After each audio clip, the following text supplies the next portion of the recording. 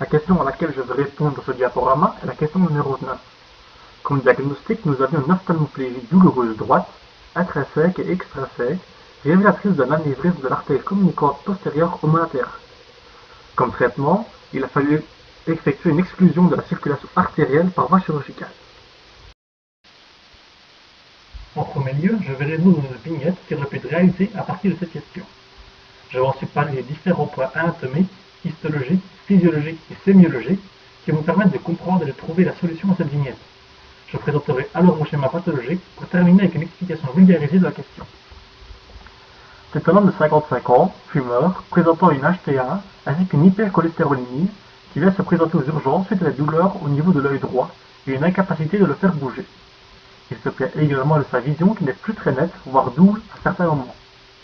Un scanner cérébral va révéler qu'il est atteint d'un anévrisme de l'artère communicante postérieure homolatérale droite.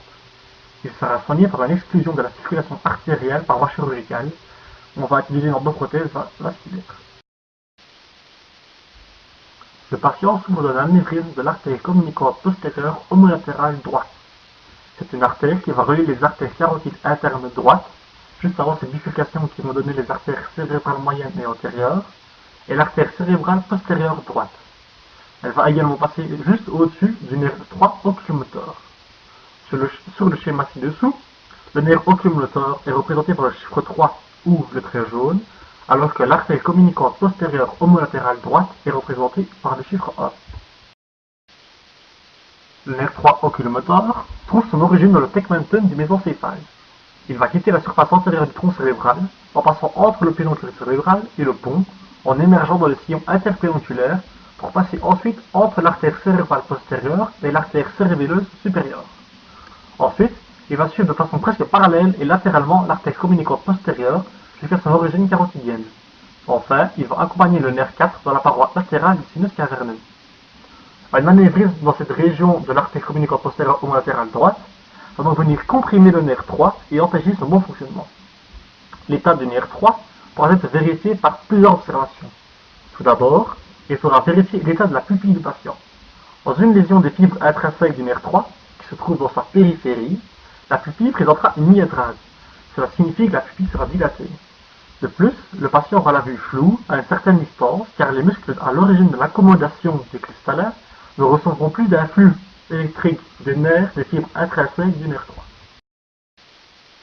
Il faudra ensuite demander au patient de suivre l'entre-doigt. En effectuant des mouvements de haut en bas et de droite à gauche, il faudra vérifier si les deux yeux arrivent à suivre le mouvement.